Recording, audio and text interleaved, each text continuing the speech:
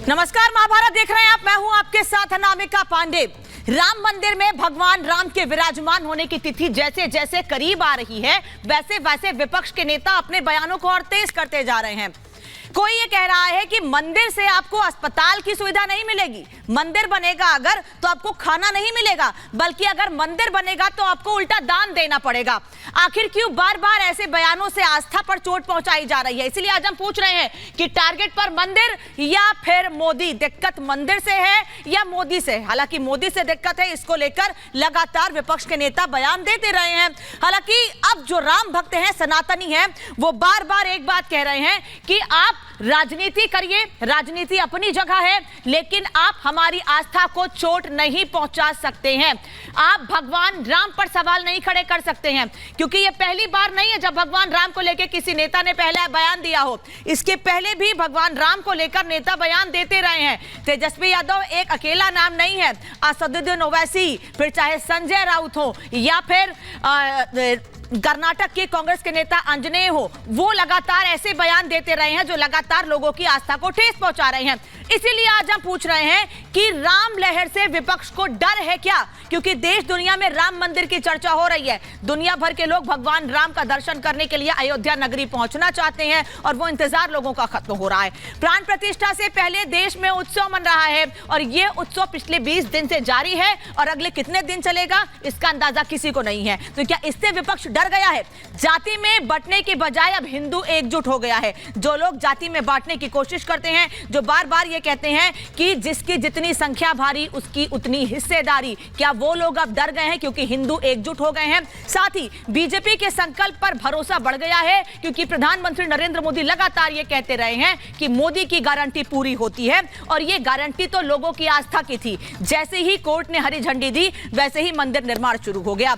मोदी काल में मंदिर बनने से दिक्कत हो रही है क्या? क्योंकि कभी भी किसी और पॉलिटिकल पार्टी ने अपने घोषणा पत्र में तो छोड़िए, अपने बयानों में भी भगवान राम का जिक्र नहीं किया है, बल्कि उनके अस्तित्व पर सवाल खड़े किए हैं। तो जैसे जैसे प्राण प्रतिष्ठा की तिथि करीब आ रही है, वैसे वैसे विरोधियों में डर क्या बढ़ता जा रहा है। 370, 3 तलाक और फिर अब राम मंदिर, जो बातें प्रधानमंत्री ने कही थी, हर उस तरफ कदम आगे बढ़ा है, वो सफल भी हुई है और अब 22 जनवरी की तिथि इसका सबसे बड़ा उदाहरण होगा।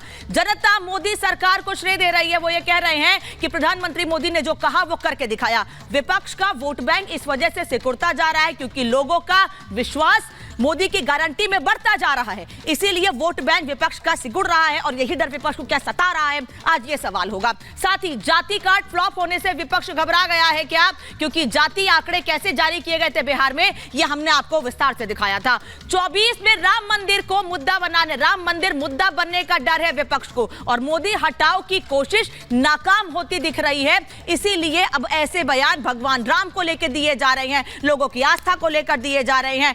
क्यों नहीं? आप कहते हैं बार बार कि राजनीति नहीं होनी चाहिए भगवान राम पर, तो आप क्यों राजनीति कर रहे हैं? और क्या इसी वजह से मंदिर बना मुद्दा कर रहे हैं? अब ये सवाल उठ रहा है।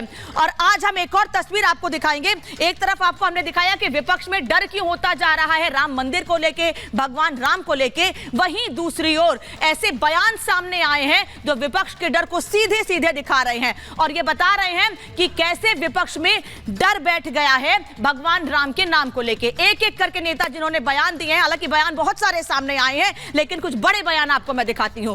तेजस्वी यादव, जिन पर आज हम बात करने वाले हैं, जो कह रहे हैं कि बीमार पड़ोगे तो मंदिर जाओगे क्या, लेकिन बिहार में अस्पतालों की स्थिति कैसी है ये किसी से छिपी हुई नहीं है। ये तेजस्वी यादव का बयान है, आरजेडी के नेता है, बिहार के उप मुख्यमंत्री हैं। साथ ही होलाल केरे आंजनेय कांग्रेस के नेता है, वो तो कह रहे हैं कि अयोध्या में बीजेपी के राम है, वहां क्यों जाए। वो तो ये कहने कि हमारी आस्था राम में है, लेकिन हमारे राम हमारे मुख्यमंत्री यानी कर्नाटक के मुख्यमंत्री सिद्धारमैया है।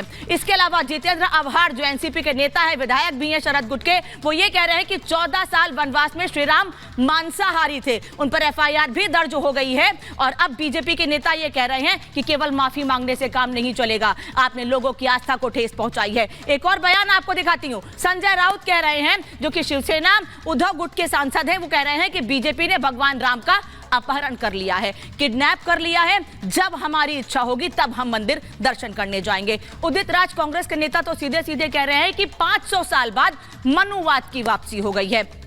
तो कुछ ऐसे बयान हैं जिस पर लोगों में नाराजगी है। और असदुद्दीन ओवैसी तो एक कदम आगे बढ़ गए हैं। वो कह रहे हैं सावधान हो जाइए, मंदिरों के लिए मस्जिदें छीन लेंगे, युवाओं को जागरूक होना चाहिए, मुस्लिम युवाओं को जागरूक होना चाहिए, वो ये बात कह रहे हैं। इस पर आज हम बात करेंगे, मेहमान हमारे साथ होंगे। लेकिन इस वक्त बड़ी खबर आपको बता दूं, इससे जुड़ी हुई लगातार राम मंदिर को लेकर बयानबाजी तेज है और उसी बयान पर लोगों ने नाराजगी जाहिर की है। और इस बीच जितेंद्र आव्हाड ने जो बयान दिया था उस पर एफआईआर दर्ज हो गई है। श्री राम पर विवादित बयान मामले में एफआईआर दर्ज हुई है। बीजेपी ने आव्हाड पर एफआईआर दर्ज कराई है।